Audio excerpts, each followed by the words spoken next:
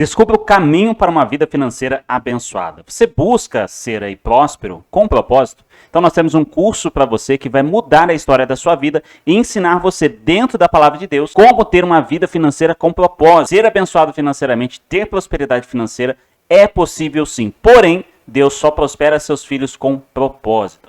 Nesse e-book você vai ter aí 11 capítulos que vão mudar a sua história. O primeiro capítulo vai ser os fundamentos bíblicos da prosperidade financeira. Segundo, o papel da fé na conquista da prosperidade. O terceiro, gerenciamento financeiro sob a luz da Bíblia. Quer saber os outros? É só clicar no primeiro link na descrição do vídeo, no primeiro comentário fixado, para você aprender. Hoje nós vamos ouvir mais uma mensagem com o pastor Cláudio Duarte, uma mensagem que vai transformar a sua vida completamente. Então fique até o final desse vídeo. Tenho certeza que se você está passando por uma situação complicada, tanto esse curso quanto este vídeo vai abençoar muito sua vida.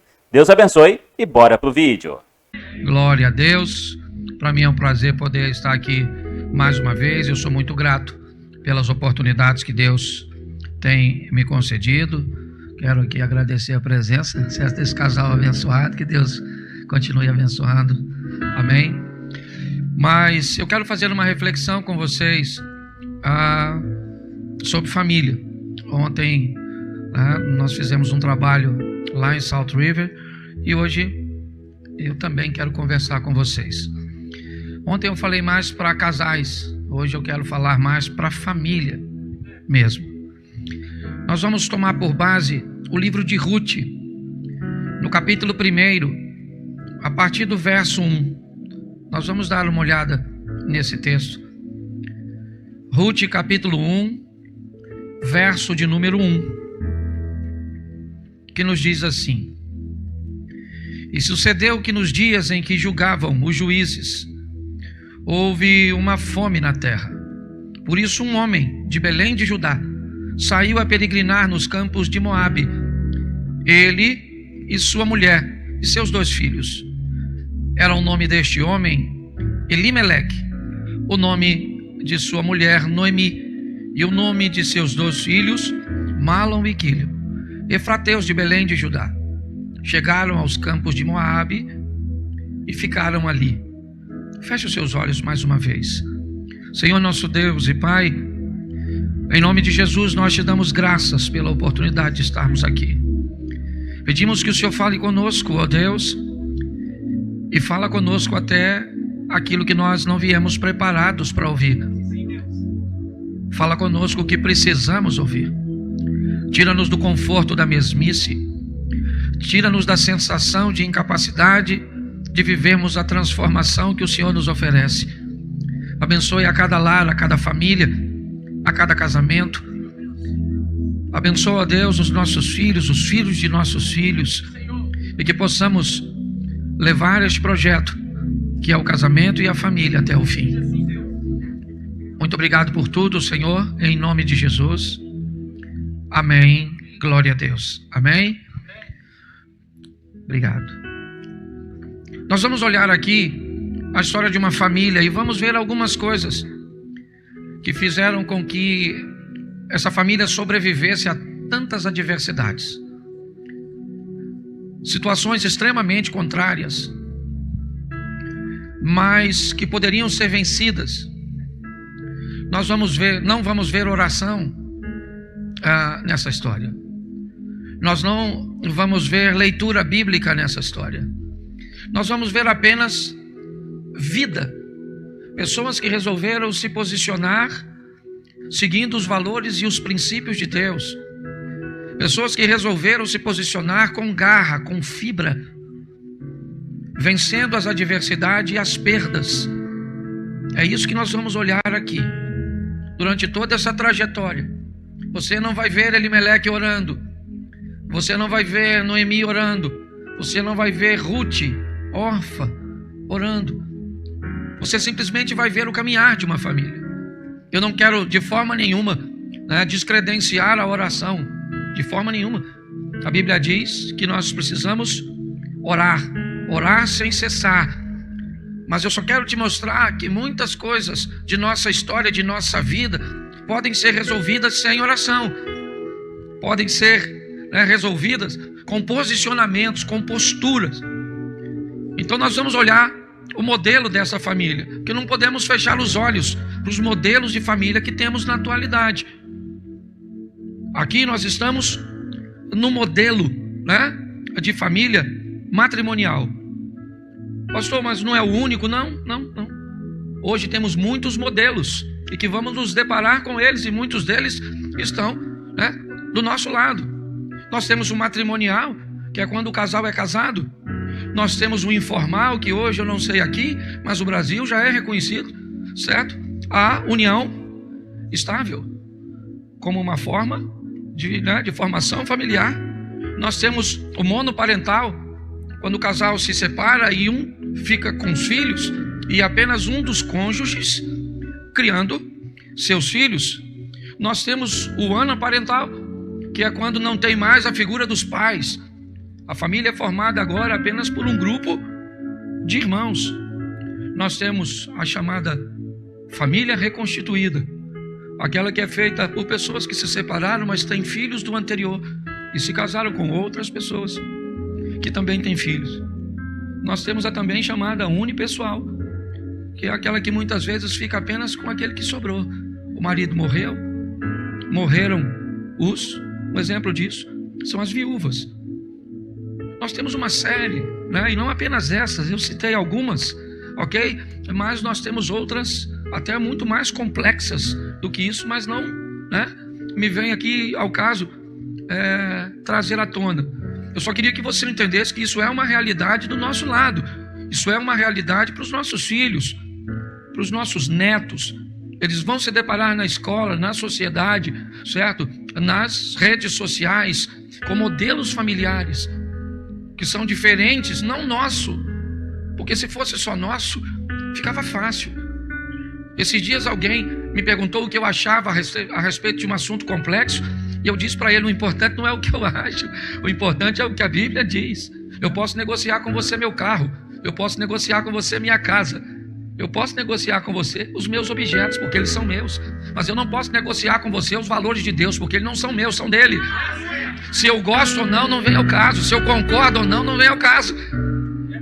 Entendeu? Ah, pastor, o senhor é a favor de sexo antes do casamento? Se você me perguntasse, eu não teria nem tanta restrição. Eu acho que talvez obter uma experiência sexual seria importante. Mas uma vez numa oração, eu vi nitidamente Deus falar ao meu coração. Então você quer dizer que todos aqueles que têm uma vida sexual ativa antes do casamento, depois que se casa, não se separa?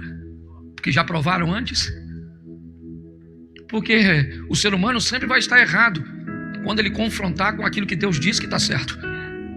Pode não parecer realidade no momento, mas é só o desenrolar das coisas, e nós vamos descobrir que tudo aquilo que Deus fez é perfeito. Você às vezes vai se deparar com alguém que diz que não come carne, porque comer carne é errado. E parece legal, porque as pessoas querem defender os animaizinhos. Mas a Bíblia não diz que o homem poderia comer carne, sim ou não? Mas não parece legal quando alguém diz que vai comer verduras e legumes? Não dá uma impressão que não vai morrer ninguém? Você já trabalhou na lavoura? Você sabe o que acontece quando o arado passa na terra?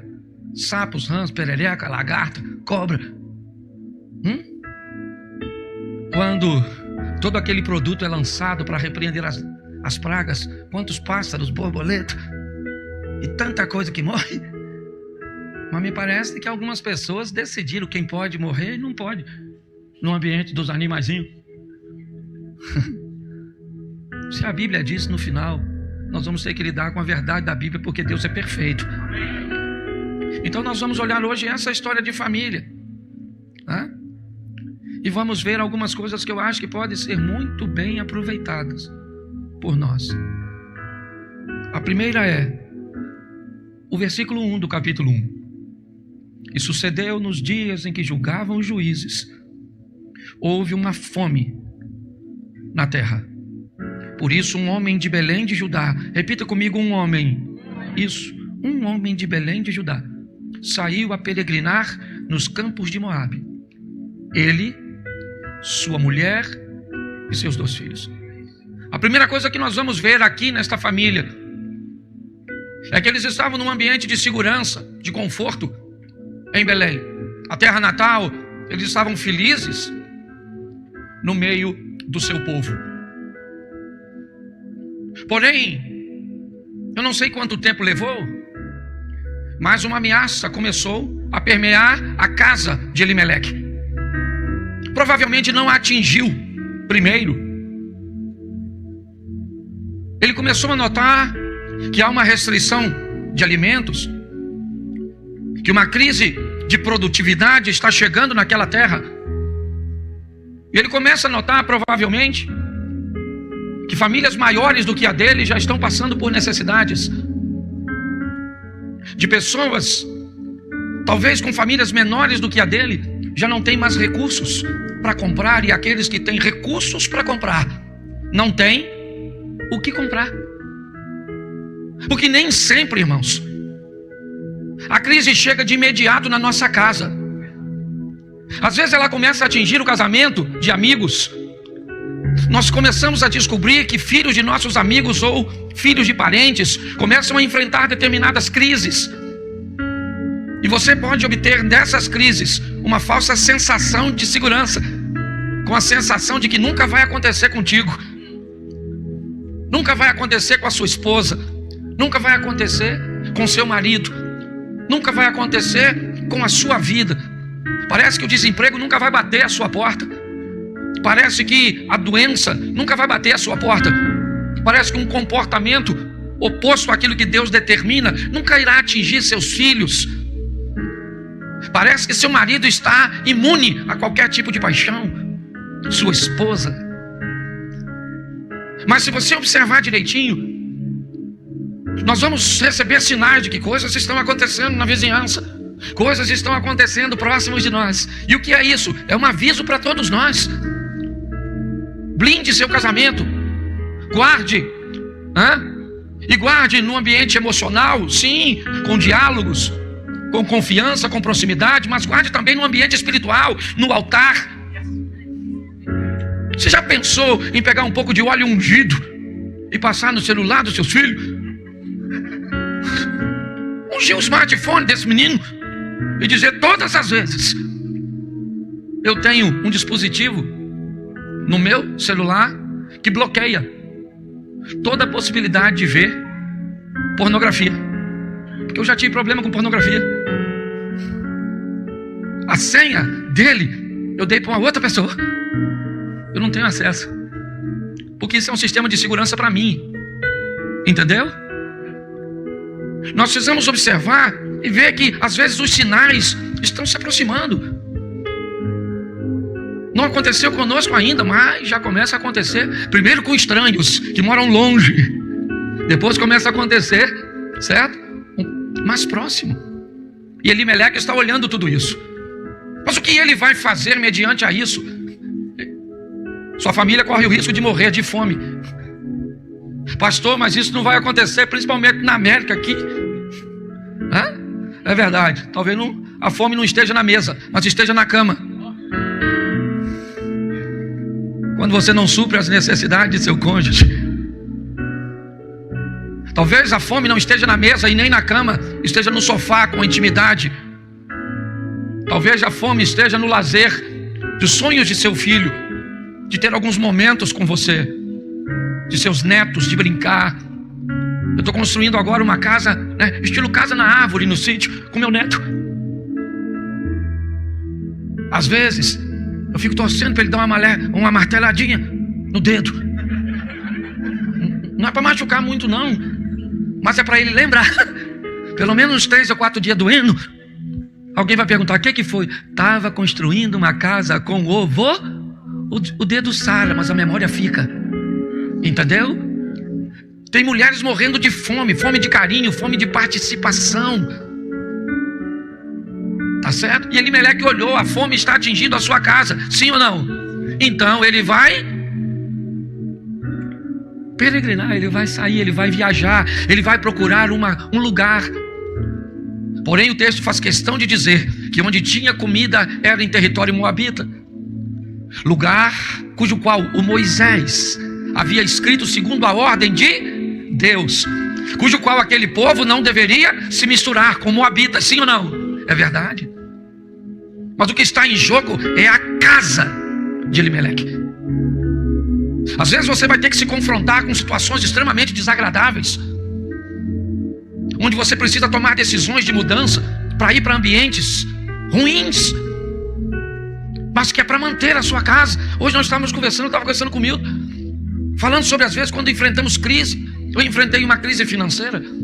Na época meus filhos estudavam nos melhores colégios de onde eu moro, mas a crise chegou, e antes que ela levasse tudo o que eu tinha, eu comecei a enxugar as coisas.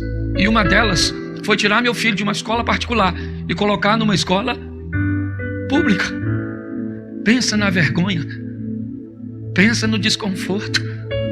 Mas eu tirei, porque se ele continuasse lá era só uma questão de tempo e eu ia ter necessidades piores. Sabe o que aconteceu? Eu tirei meu filho, não consegui para ele uma vaga num colégio público, porque já estava no meio do ano. Meu filho perdeu um ano, hoje é formado, entendeu? É empresário. E aquela perda foi um sacrifício que eu tive que fazer para evitar que minha família vivesse coisas piores. Elimeleque é um homem que precisa mudar. Para ele está indo para um lugar transitório. Ele entende que aquilo é um período. Já já as coisas melhoram em Belém e ele volta. É isso que ele espera no coração dele. Mas ele está disposto a mudar do que ver sua família morrer. Hoje muitas pessoas são capazes de mudar de igreja quando encontram um pastor que o confronta a mudar de postura. Porque mudar de postura é mais difícil do que mudar de igreja. Então quando alguém te confronta, você não muda de postura, você muda de um lugar que fale o que você gosta de ouvir, que não te confronta. É assim que funciona. A história começa com este homem liderando sua família, buscando uma solução num ambiente inóspito, inadequado para ele. Mas ele é um homem, ele precisa tomar decisões que são difíceis. Irem para território moabita, se contaminar muitas vezes com a idolatria, que é aquilo que Deus mais evitava com que seu povo, porque é o que removia Deus da presença deles. Mas aí eu te pergunto, por que será que Elimeleque levou seus filhos para território moabita? Porque eram rapazes bem treinados, capazes de sobreviver, como Daniel sobreviveu na Babilônia. Daniel foi para a Babilônia, mas a Babilônia nunca foi para Daniel. O império babilônico caiu e Daniel ficou de pé, porque Deus era com ele. Hoje é muito fácil nós queremos distanciar nossos filhos, cônjuges, de ambientes perigosos. Eu não estou falando de excesso de exposição, não. Ok? Você também não pode colocar ninguém exposto a uma situação de tentação. Mas você também não pode evitar essa pessoa e afastá-la totalmente de um ambiente de tentação que você nem sabe se ela resiste. E o dia que você não estiver por perto. Eu digo uma coisa na igreja que eu pastoreio: quando eu estou perto de vocês, vocês sabem quem eu sou. Quando eu estou longe de vocês, eu descubro quem vocês são. E é assim que funciona. Ele precisa mudar, sim, e ele faz. É perigoso, sim ou não é? É perigoso, sim, mas ele vai para garantir a subsistência de sua família. Às vezes você vai precisar olhar para seu comportamento. Às vezes não é pecado, às vezes não é nem errado, mas é tóxico e nocivo. Pare e pense. Roncar é pecado? Sim ou não? Claro que não. Roncar é errado? Também não, se você for solteiro. Mas se você ronca demais, sua mulher sequer consegue dormir, tem que tomar remédio para dormir, e diz para você: procura um médico, faz uma cirurgiazinha. E o que você diz? Não vou. Eu estou usando coisas pequenininhas, sabe? Pessoas que muitas falam: pastor, eu não mudo. Sabe por que você não muda? É simples, porque você pensa se a outra pessoa merece a sua mudança. O dia que você parar de mudar para os outros e chegar à conclusão que você precisa mudar para você, e para que o nome de Deus seja glorificado através da sua vida, Deus muda o seu ambiente. Mas você não muda, marido, porque você pensa: será que minha mulher merece a minha mudança? Será que papai merece que eu mude?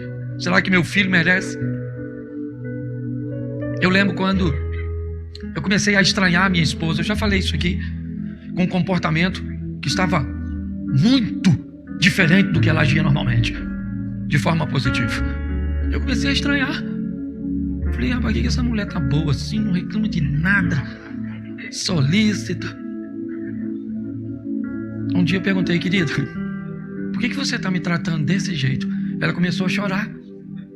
Eu falei: ah, Cláudio, eu estou achando que você vai morrer.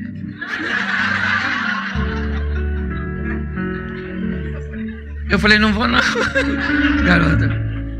E eu falei: mas por que é que você acha que eu vou morrer? Ela disse: porque você melhorou tanto. Ou seja, na verdade eu estava recebendo o reflexo daquilo que eu estava fazendo. Se nós formos capazes de entender isso, a mudança que esse cara se predispõe a fazer é sensacional.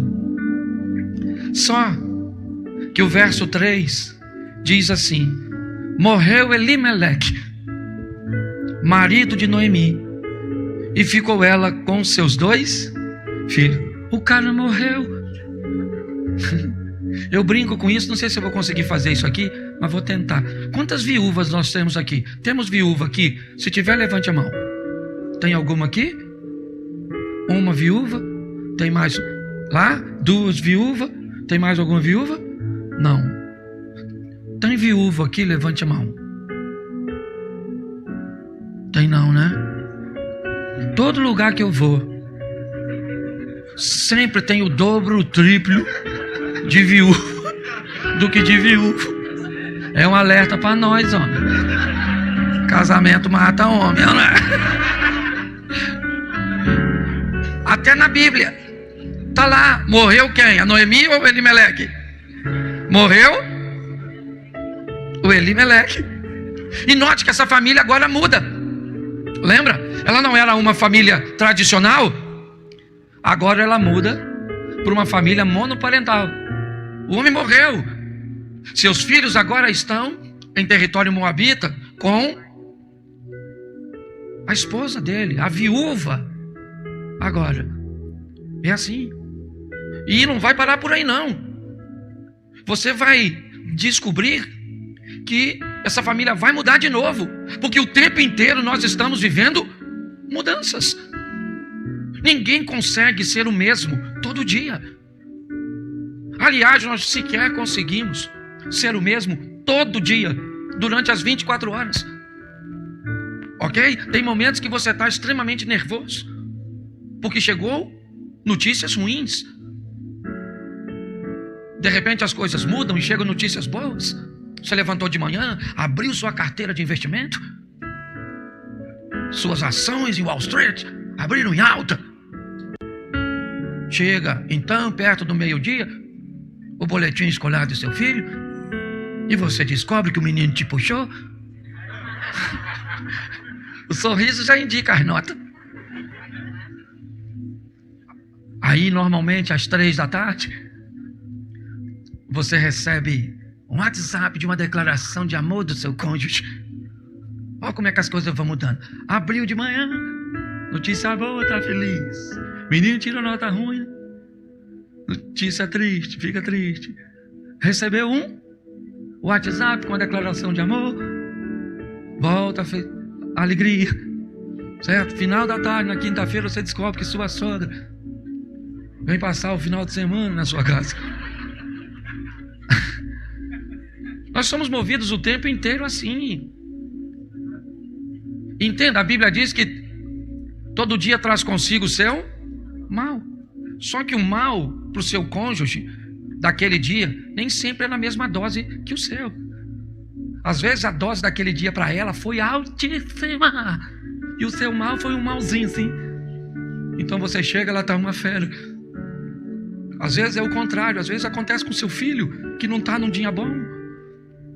E no dia que o mal é maior para o outro, o que você faz? Quando um está mais agressivo, pare e pense. Os ambientes são desagradáveis. Eu estou citando aqui um ambiente de perda. É a morte, sim. Mas se você pensa que não pode piorar, vamos para o verso 5. Morreram também ambos, o Mahlon e o Quilion. E agora, essa mulher pode ficar com uma família unipessoal. Só ela, não tem mais marido, não tem mais seus filhos. É uma série, se você observar direitinho, que ela está sofrendo. E parece que a Bíblia está querendo mostrar um modelo familiar, onde o caos é o que atingiu. Eu quero lembrar você que aqui não tem desemprego, não. Aqui não tem um filho que usa droga. Aqui não tem um filho que está na homossexualidade. Não, aqui tem filho morto. Aqui não tem um marido desempregado. Aqui tem um marido que morreu. Essa família está exposta a situações extremamente desagradáveis. Coisas que poderiam destruir uma mulher como Noemi, porque só sobrou ela. A verdade é essa. Foi o que sobrou. Naquela casa, é verdade, tem mais duas mulheres, as duas noras, porque depois da morte de Elimeleque, aquilo que parecia ser transitório, com a ausência da figura paterna, os meninos acabam se casando, se relacionando. Olhe bem, o pai não estava mais ali para proteger os filhos, então, e eu estou usando aqui o pai, mas poderia ser a mãe, porque tem ambientes que a mãe é mais forte para manter do que o pai. Não estou falando aqui de gênero, não. Só quero te mostrar a ideia que precisamos ter, porque agora eu vou te mostrar a retomada dessa família. Meu propósito hoje é fazer você entender que, mediante a um exemplo como esse, pare de reclamar sobre algumas coisinhas que você vive. Primeiro, que você não vai achar ninguém perfeito. Segundo, pare com essa palhaçada de querer casar com a pessoa certa. Você que é solteiro, não existe pessoa certa. Tem mais de 8 bilhões de pessoas no planeta. Como é que tu acha certa? Você não tem como achar a pessoa certa. Você tem como qualificar a errada. Você pega a errada e transforma ela em certa, não. Não. Você transforma ela em alguém que você consiga levar. Porque certo não tem. Como é que vai ser? Isso. Esse é o ambiente. Sobrou uma mulher de Belém, da família original, com duas estrangeiras. E aí nós vamos aprender algumas coisas. Agora, da força da família de um cara que morreu. Sim ou não? Porque a força de uma família não está enquanto você está presente. Não. Se tem um dos textos que me feriram quando eu lia, é o texto que durante uma festa, Abraão manda seu filho Ismael embora. Abraão era um cara riquíssimo, sim ou não? Ele despede o garoto com a mãe, um odre de água e um pouco de pão. Quando eu olhei esse texto, eu falei, tem que ter alguma coisa aqui. Um homem gentil como Abraão, que deu a seu sobrinho Ló a oportunidade de escolher o lugar que queria, vai pegar o filho e vai deixar o filho sair de mãos abanando? Das duas, uma. Inicialmente eu pensei, ele não quer que Ismael vá longe. Ele deve ter dado pouco, pensando, todas as vezes que acabar, ele volta aqui para depender de mim. Deus não quer que seu filho dependa de você para sempre. Deus quer que seu filho receba de você valores que coloquem Deus dentro dele. Aí você pode soltar seu filho, e ele será flecha na mão de valente. Ele chegará em lugares que você não chegou. Não queira fazer com que seu filho dependa de você e fique. Mas quando Sara diz, despede este menino, porque ele não herda nada que é do meu. Para mim Deus falou assim, então tudo bem, ele não herda nada do que é seu. Pode liberar Ismael, e eu vou fazer dele. Talvez por isso explique que, para mim, na minha concepção, os árabes são muito mais ricos que judeus. Porque enquanto um herdou a herança de um homem, o outro herdou a herança de Deus. E eu não estou falando de coisas espirituais, eu estou falando de coisas terrenas. Agora, quando observamos isso, sabe o que vemos? A água acabou, porque ele está lá sem nada. E agora Agar, a egípcia, se afasta do filho para não ver morrer o menino. Ele tem o pai dele por perto, sim ou não? Não. Ele tem a mãe dele por perto, sim ou não?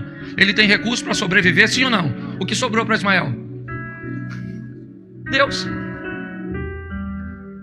A coisa mais preciosa que Ismael recebeu de Abraão foi saber que o dia que ele não tivesse pai, não tivesse mãe, não tivesse comida, não tivesse nada, Deus ia estar no lugar onde sempre esteve, no controle de todas as coisas. Enquanto Agar chorava, o menino orava a Deus, e Deus ouviu o choro e a voz do menino e disse para ela: abra os olhos. E ela viu um poço. A Bíblia não diz que o poço apareceu, diz que o poço estava ali, ela só não via, porque a mente dela estava tão preocupada com a sensação de que ia morrer, que a solução estava do lado dela, e ela, seu casamento não acabou, seus olhos é que precisam abrir, sua família não está perdida, os seus olhos é que precisam abrir, e você vai ver o que Deus pode fazer a seu respeito. Eles estavam no deserto, mas se Deus for com você, o deserto tem que te fazer prosperar. Você acha que você, para vencer, você precisava vir para a América? Eu conheço gente que não veio para a América e que é muito mais vencedor do que você. Você pode ir para qualquer lugar, mas nunca esqueça, a bênção não está no lugar, ela está em você. Você é abençoado. A bênção do Senhor vai te seguir. Você não vai correr atrás dela, não. Ela vai atrás de você. E é assim que funciona. Quando nós olhamos para este ambiente, o que nós vamos ver? Um ambiente de recomeço. E aí nós vamos ver a força de uma mulher, certo? Que está firmada nos princípios de Deus. Verso 6. Então ela, Noemi, se levantou com suas noras. Quantas noras tinham? Quantas noras tinham? Isso lá. Quantos ladrões tinham na cruz? Tinham 12 ladrões. Quantos rapazes foram ofertar lá no início do Gênesis? 2. Quantas mulheres levaram a causa para Salomão? Isso. Porque a Bíblia sempre está tentando me mostrar e mostrar a você que você decide. Tinha 2 ladrões, Jesus podia salvar qual dos 2? Ele podia salvar os 2? Sim ou não? Salvou quantos? Porque um queria descer da cruz, o outro queria entrar no reino. Enquanto um estava preocupado com as coisas da terra, o outro estava preocupado com as coisas do céu. Jesus não respondeu o ladrão da esquerda, mas respondeu o da direita. Aquele que ficou preso a coisas terrenas ouviu o silêncio de Deus, né, se eu posso dizer, ouviu o silêncio. Mas aquele que se preocupou com as coisas dos céus ouviu: ainda hoje estarás comigo no paraíso. Escolha. 2 mulheres grávidas, prostitutas, solitárias, levam a causa para o Salomão. Quantas tiveram filhos? 2. Quantas mataram o filho? As 2 receberam a oportunidade de ter, mas uma não soube cuidar e matou. O tempo inteiro nós vemos Deus dizendo a você: você tem escolhas. E é assim que funciona. E agora essas 2 noras que também vão representar as escolhas. O recomeço dessa história tem a ver quando Noemi se aproxima de suas noras. Ela sabe de onde ela vem. Sim ou não? O povo que ela pertence casa com estrangeira? Não casa. Não casa. Ela era virgem? Sim ou não? Não, nem virgem ela era. Estrangeira e não era virgem. Ninguém vai querer casar com ela. Eu imagino Noemi olhando e dizendo: eu gosto demais dessas meninas para levar essas meninas comigo. Olha só. Eu não quero que essas meninas sofram o que eu. Opa! Quando alguém da família é capaz de colocar o outro acima de si, o milagre está pronto para acontecer. A porta está prestes para abrir. Porque na maioria das vezes, porque eu cheguei, por que não tem comida para quem? Para mim. Por que a casa não está perfeita? Do jeito que eu quero. Isso. Noemi agora vai olhar para as meninas e vai dizer: é perigoso levar essas meninas comigo. Ninguém vai querer casar com elas. Aliás, foi isso que aconteceu comigo. Eu saí de lá para procurar refúgio aqui e vivi o caos. Agora eu pego essas meninas e levo essas meninas para lá, porque presta atenção, era muito mais fácil ser aceito, certo? Como um belemita em Moabe, do que ser aceito como um moabita em Belém. Era totalmente diferente. Então ela vai olhar e vai dizer assim, verso 8: disse Noemi às suas noras: ide, voltai à casa de sua mãe, e o Senhor use convosco de benevolência, como vós usaste com os falecidos e comigo. O Senhor vos dê que acheis descanso em casa de seu marido. E beijando-as, ela levantaram a sua voz e choraram. Sabe, hoje o filho não pensa na mãe. Ele só quer saber que a roupa não está limpa, não está passada, não está feito, as coisas estão lá. Essa é a grande verdade. É cada um pensando em si. Essa família vai ser restaurada porque um pensa no outro. Entendeu? Chegou nervoso, calma. Não está no dia bom, fica quieto. Por que não está pronto do jeito que eu quero? Pergunte antes de se aborrecer. Pergunte. Imagine uma cena como essa. Deixa eu criar uma situação. Seu marido falou com você assim: meu amor, nós estamos muito distantes. Amanhã é sexta-feira. Vou chegar às 8. Prepara uma comida levinha. Bota essas crianças para dormir cedo. Separa uma série para assistirmos 2 episódios. Depois vamos namorar. E ela diz: beleza, amor, tamo junto. No dia seguinte, ela prepara a comida, bota as crianças para dormir cedo. Aliás, por segurança, mandou as crianças para casa da mãe. 8 horas, tomou aquele banho de vencedora, se preparou para o combate. Porém, ele não chegou às 8. Ele não chegou às 8h15. Então ela ligou. Chamou, ninguém atendeu. 9 horas ele ainda não. Ela ligou, deu caixa postal. 10 horas ele não chegou. A pintura já borrou, a comida já, e o desejo já. 10h30. Nem o diabo vai mais lá agora. Se ele for lá agora, ela entra nele. Ela está nervosa, sim ou não? Ela quer matá-lo, sim ou não? Ela tem razão, sim ou não? Claro!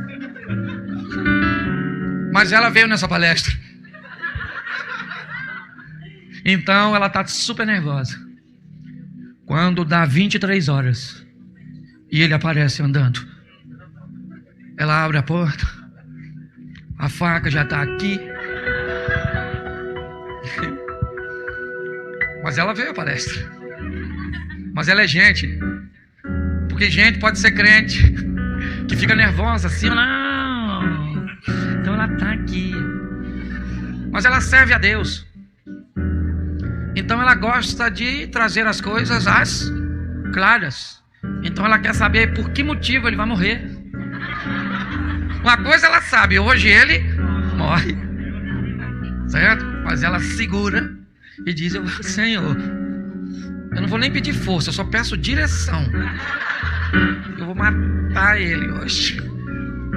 Só que ela diz: mas eu vou perguntar. E quando ele chega, ela reúne as forças entre os dentes e diz: querido, o que é que aconteceu para você chegar a essa hora? E ele então baixa a cabeça e diz: querido, me desculpe. Às 6h30 eu saí do trabalho, peguei um ônibus correndo 20 minutos depois que eu peguei o ônibus, 3 meliantes anunciaram um assalto. Roubaram tudo, meus documentos, levaram meu celular. Aí ela... Por isso que ele não entendeu. Aí o ônibus foi para a delegacia. Fui um dos últimos a fazer o boletim de ocorrência. Um dos detetives ainda achou que eu estava junto com os bandidos. Quase fui preso.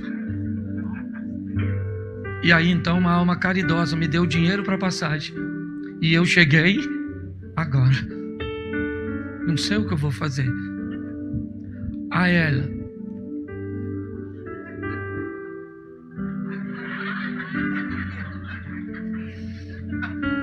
estava tão preocupada, filha. Eu falei: alguma coisa aconteceu. Ele não é assim, querido. Fique assim não, tá? Eu vou esquentar a comida. Os meninos estão na casa de mamãe, tá? Nós vamos assistir um filme. E hoje você vai saber que eu sou mais bandida que esses bandidos tudo.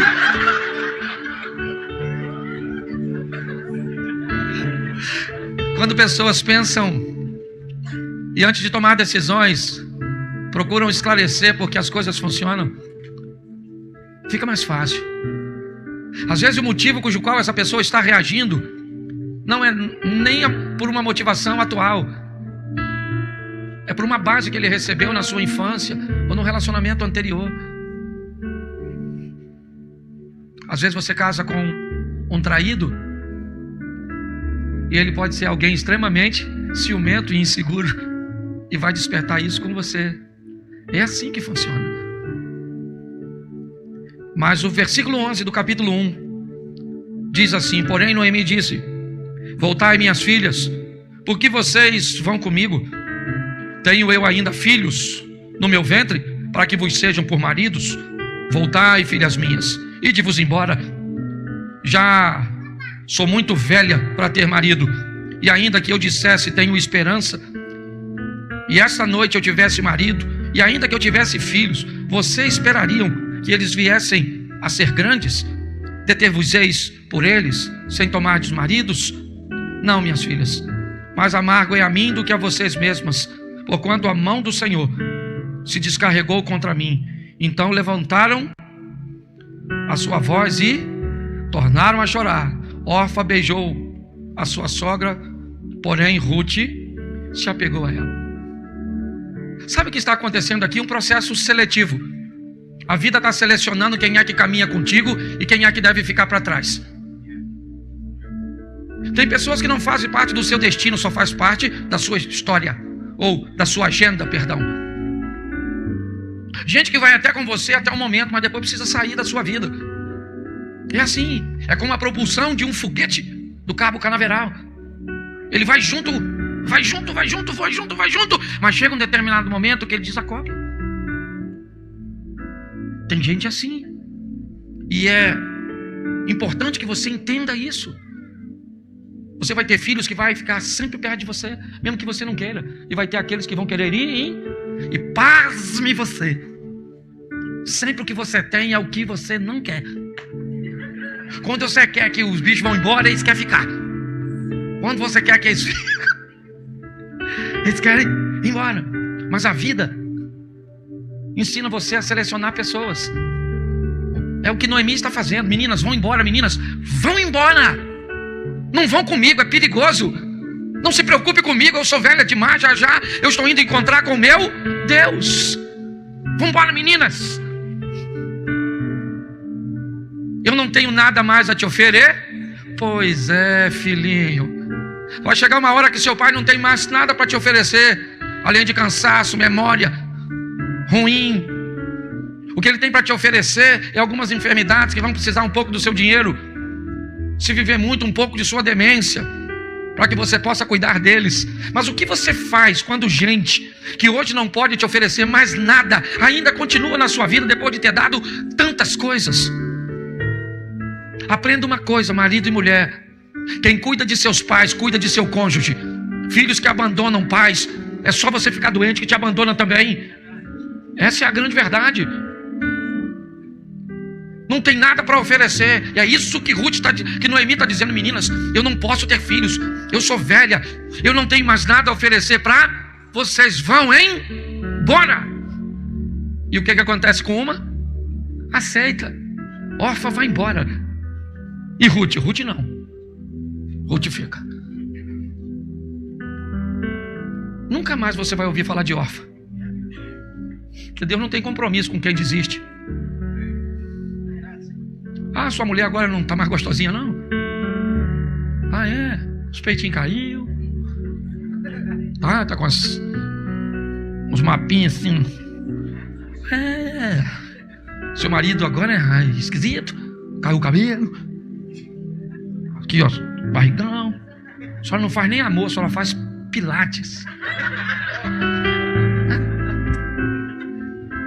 Você tá aí?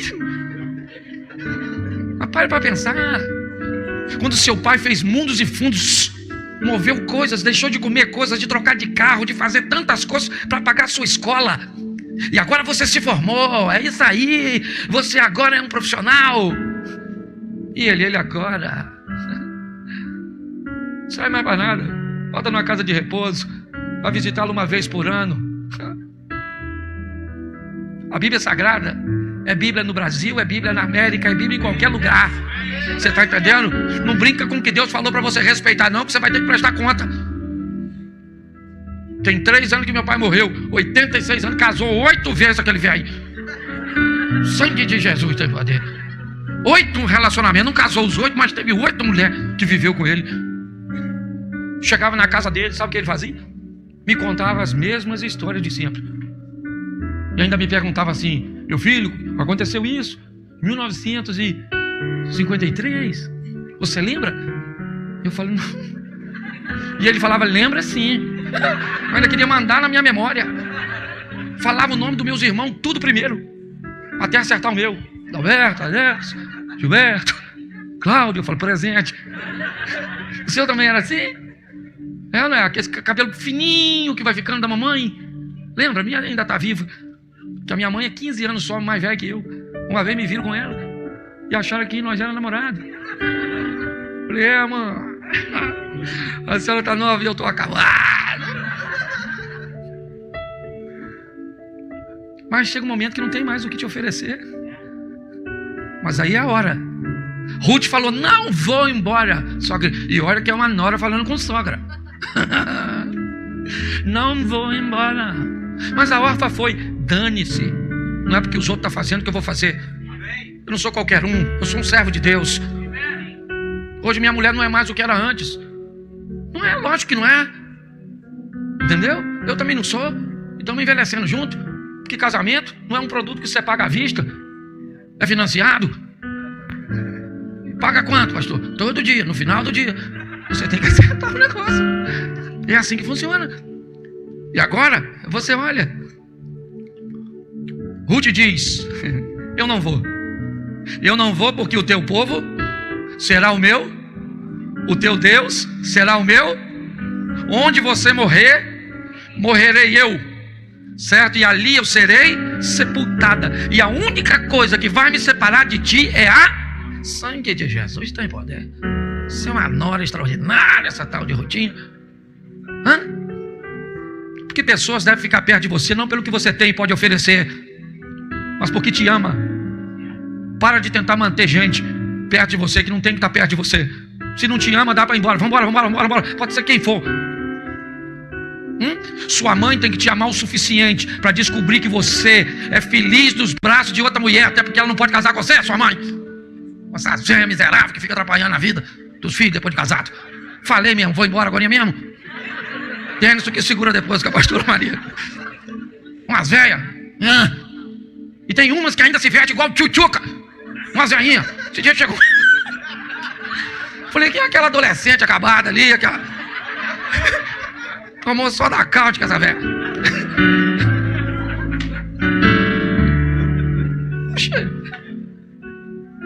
Você tá rindo, mas o assunto é sério.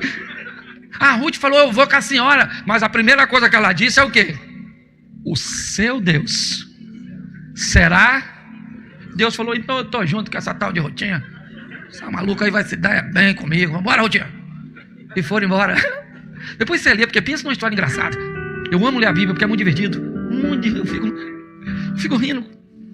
Deus chega no jardim do Éden. Ele é onipresente, lembra? E ele pergunta, cadê o Adão? Alguém viu Adão aí? Alguém deve ter dito, tá atrás da moita. Aprenda a selecionar pessoas. Certo? Ah, mas é meu sangue. Dependendo da época, até mosquito tem seu sangue. Repense. Estou aqui para não passar do horário. Verso 20. Chegaram lá em Belém, no verso 20, para adiantar. Capítulo 1, verso 20. Porém, ela lhes dizia: não me chames Noemi, chamai-me Mara, porque grande amargura me tem dado o Todo-Poderoso. A Noemi saiu casada, sim ou não? E voltou viúva. Saiu com filhos e voltou sem filhos. Olha só. Ela está amargurada, sim ou não? Foi ela que disse. Mas quem é que vai curar Noemi? Deus? Não. Quem vai curar Noemi é Ruth. Ruth que vai curar Noemi, dando ela a esperança de segurar um neto nos braços. Porque pessoas sãs curam pessoas doentes. Entendeu? O segredo é não adoecer os dois ao mesmo tempo. Um segura o outro, lembra? É melhor ser dois do que um. Quando um não estiver bem, o outro vai embora. Pra frente. Porque a vida une gente diferente. Por que você acha que seu marido é diferente de você? Porque foi o Satanás que botou ele na sua vida. É lógico que não. Seu marido é diferente. Vou falar mais devagar, que a pastora está atrás. Seu marido é diferente de você porque ele é forte em áreas que você é fraca. Você não é. Entendeu? Seu marido tem qualidades muito melhores do que a senhora em algumas, e a senhora é boa em outras. Então junta vocês como uma equipe. O que ele não pode resolver, você resolve. Olha que beleza. Por isso, por exemplo, que um analítico se apaixona por um extrovertido. O analítico é aquele cara chato que gosta tudo, tintim por tintim, tudo no lugar. Vai fazer compra, vê data de validade da comida toda. Arruma no carrinho por ordem alfabética. O closet dele é assim por cores. Entendeu? O extrovertido quer saber de nada. O extrovertido vai com o analítico na casa de alguém. Tem um quadro na parede, o quadro está meio assim torto. O analítico chega. Aí a esposa extrovertida diz: não fala e não mexe.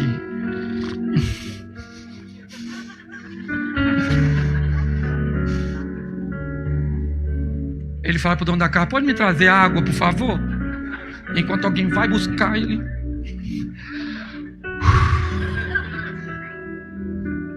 Se você deixar um analítico, vai viajar. Ele vai fazer a viagem. Ele monta um grupo, coloca você sem te pedir, faz contagem regressiva. A viagem é no sábado, na sexta-feira. Ele diz assim: chegou o grande dia. Sairemos amanhã às 7h17 da manhã. Porque eles gostam de fracionar para atrapalhar nós, extrovertido. Vamos andar 1h40. Consumiremos aproximadamente quase um quarto do combustível. Pararemos então num posto onde o combustível é mais barato, 800. Tem um pão com hambúrguer fantástico. Depois percorreremos mais 3 horas. Chegaremos ao nosso destino. Levaremos 3 ou 15 minutos para deixar a bagagem e vamos almoçar. O extrovertido, ele nem leu, porque um texto desse Ele já está sufocado. Ele quer saber se ele matou alguém, que é muita coisa assim para 7:17. Se deixar, o extrovertido, ele não faz grupo. Sexta-feira à noite alguém pergunta: nós vamos amanhã mesmo? E ele diz: claro, gente. E aí alguém pergunta: que hora nós vamos sair? E ele diz: na parte da manhã, para ser mais seguro. E nós vamos almoçar onde? Deus é que sabe. O analítico quer ir? Ele: eu não vou de jeito nenhum, rapaz. Isso não tem um mínimo de organização, isso vai dar ruim, esse troço. Você viaja com o analítico 15 dias de viagem. A mala volta arrumada, com a roupa suja. Eles dobram a roupa suja assim, ó, e arruma. Nem parece que sujou. Abre a mala de um extrovertido. Para ele arrumar, ele sentou nela assim, ó. Quando você abre, a roupa pula. Primeira coisa que você vê: uma escova de dente enrolada numa cueca. Porque a vida unigênita. Então olha para a pessoa que está do seu lado aí agora, se for seu cônjuge, e diga assim: eu vim aqui para descobrir que você não tem defeito. Você tem áreas de desenvolvimento. Olha como é que ficou bonitinho. Então repita comigo: é o saudável curando o doente. Isso. Capítulo 2, verso 2 de Ruth. E Ruth, a moabita, disse a Noemi: deixa-me ir ao campo e apanharei espigas atrás daqueles cujos olhos eu achar graça. E Noemi disse: vai, minha filha. Nós vamos aprender algo fantástico aqui. A força de poucos faz mais do que a fraqueza de muitos. Eram só duas mulheres, sim ou não? Mas tinham o mesmo propósito. Estavam indo para o mesmo lugar. É as duas, lutando para reconstruir sua família. Quando você se une a alguém com propósito de crescimento, pensando muitas vezes, estou dizendo o tempo inteiro não, gente. Às vezes você tem que se colocar em primeiro lugar, sim. Mas nem sempre você em primeiro lugar. Quando olhamos agora o que vemos: a força de uma equipe formada apenas por duas mulheres.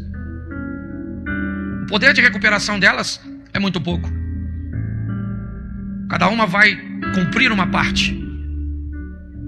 Ruth vai se beneficiar ou aproveitar ou da lei das viúvas, de ir atrás escolhendo restos. Por quê? Porque às vezes tem que começar do nada. Às vezes tem que zerar o negócio.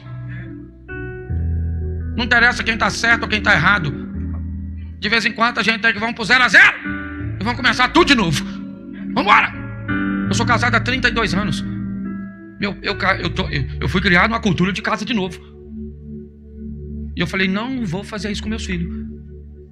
Eu sou casado com uma mulher que é muito diferente de mim.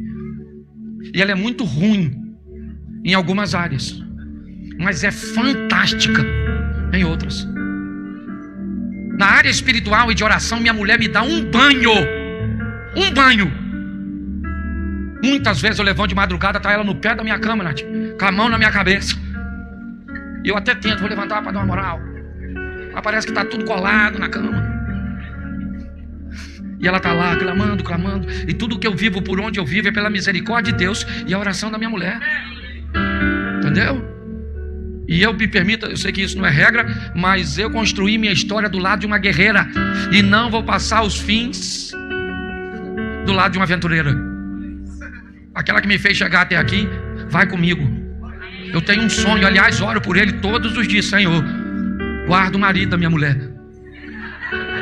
Dá para ele saúde, não deixa ela ficar viúva não. O Senhor é um homem bom. Segura na mão dela e dá essa vitória. Você está rindo, mas é sério. Por quê? Porque nós nos tornamos uma equipe. Não tinha muita chance para ela. Ela estava sujinha, não estava usando uma bolsa da Coach, tá? Um vestidinho, não estava.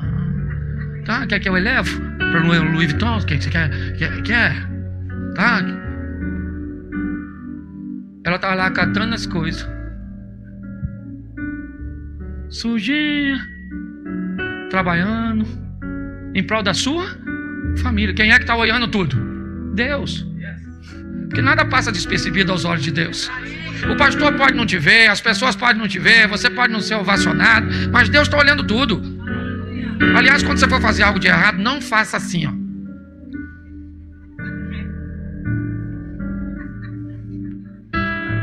Porque pode não ter ninguém. Faça assim, ó. Não, beleza, ia fazer não. Eu só queria saber se eu estava aí, tá, né?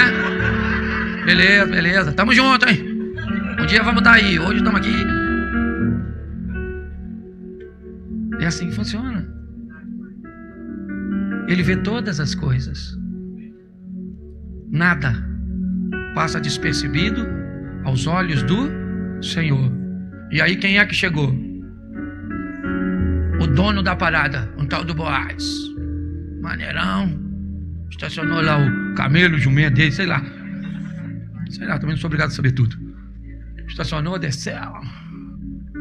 Olhando, tá assim de gente catando lá na... Ele olhou pra quem? Pra Rutinha. Falou, caraca, maluco, que... Pô, maneirinha aquela dona lá, hein? Aí chamou um cara que trabalhava pra... Depois você lê, tá aqui. Não tá assim, mas tá. Tá, não tá, Rogério? Tá, não tá assim, né? Mas tá. Aí ele olhou e falou, cara, essa Rutinha pegava ela, maluco. Aí perguntou um cara, quem é aquela lá? Alguém falou, Ruth, a Moabita. Se quiser alguma coisa com ela, não é pra coisa séria. Ela é estrangeira, tá? Veio com a Noemi.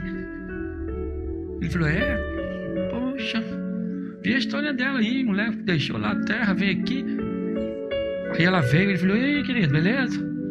Ele falou, oi, sou Boaz. Ele falou, menino, ó, fala uma coisa pra tu. Não vai catar na terra de ninguém não, fica aí, mesmo aí, de bobeira, na minha. Já falei aí pra ninguém mexer contigo, tá bom? Fica aí, garoto. Ela falou assim, nossa, isso é tão bom. Depois você vê que isso não é um flerte. Pra mim é uma paquera. Passou os dias, ele voltou, começou a ir mais com frequência. Homem é homem todo tempo. Voltou. Falou pra ela, ô tia, senta aí, menina. Isso, ó, quiser beber, bebe da aguinha, tá bom? Isso. Agora vamos comer um pãozinho, tá, filha? Molha aí esse pãozinho assim, bota nessa boquinha sua. Ela falou assim, nossa, o senhor é um homem tão bom. Ele falou, porque eu soube que você é uma mulher legal e que você veio buscar aqui, né, em Deus. Que Deus conceda o desejo do seu coração. Ele falou, e ela deve ter pensado, é um homem, boys, igual o senhor assim, rico, dono de tudo. Pega aí, o resgate da Rutinha. Dá pra fazer até filme, troca o soldado pela Rutinha. Isso.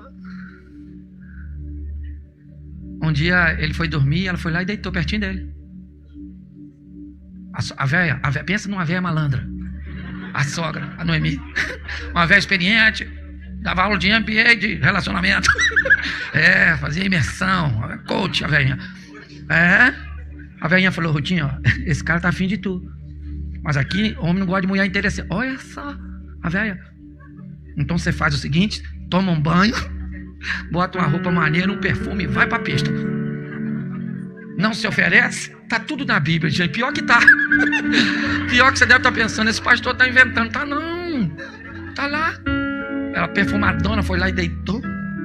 Aí na madrugada, quem é que levantou? Boaz. Falou, quem tá aqui? Ela falou, Rutinha, menina. Cheirosa, bonitinha. Ela falou, tô precisando de um resgatador assim, igual o senhor. Ele falou, fica aí, garotinha, fica aí. Fica aí que eu pego você. Mas só vou fazer um negócio direito. Ele se casou com ela. Sabia que ele se casou com ela? E sabe por que ele se casou com ela? Pelo menos na minha opinião. porque Deus estava ao lado daquela mulher. Mas quando eu olho para isso de verdade, eu não vou voltar agora, mas se eu voltasse até Josué, eu veria que um cara casou com uma prostituta. O marido da Raabe. Você sabia que Boaz é descendente dele? Alguém já tinha quebrado, dando uma segunda chance a pessoas. Talvez você não queira dar uma segunda chance a seu marido, não queira dar uma segunda chance a sua esposa, não queira dar uma segunda chance ao seu casamento, ou talvez até não querendo dar uma chance a você mesmo. Mas aquela que se chamou amarga, não ficou amarga por muito tempo, porque aquela família foi restaurada, porque ela aprendeu a lidar com valores fortes, como aqueles que eu citei para vocês aqui. Primeiro, ter força para recomeçar. Depois, pensar nos outros em algumas ocasiões mais do que em você. Depois, aprender a selecionar pessoas e a permitir que pessoas entrem e que pessoas saiam. Respeitar o direito das pessoas, certo? Entender que quando alguém estiver doente, coloque ao lado dele alguém são, sarado, para que ele seja curado. Que a força de poucos vale muito mais do que a fraqueza de muitos. E que no Brasil a união faz mais do que açúcar. Salmo 133. Deus ordena a bênção onde há união. Como eu disse, eu basicamente não falei de oração, eu falei de postura. Então eu queria que você ficasse de pés neste momento. Eu quero orar a Deus. Feche seus olhos. Eu quero fazer uma pergunta muito simples a você. Se Deus não te trouxe aqui para que você saísse daqui acompanhado dele, porque o que você precisa eu não posso fazer. O pastor Tennyson, a pastora Maria, os pastores que aqui estão não podem, mas ele pode.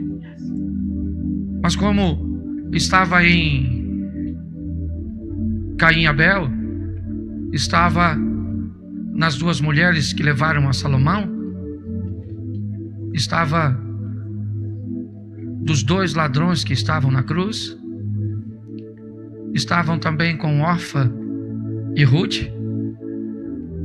Dentro de você ou em você também há duas opções, e você decide. Pois se Deus te deu o livre-arbítrio, ninguém pode tirar isso de você. Mas eu diria a você, não é o fim. Ainda há tempo para Deus agir a seu favor. Em nome de Jesus. Se hoje você quer voltar para os caminhos do Senhor,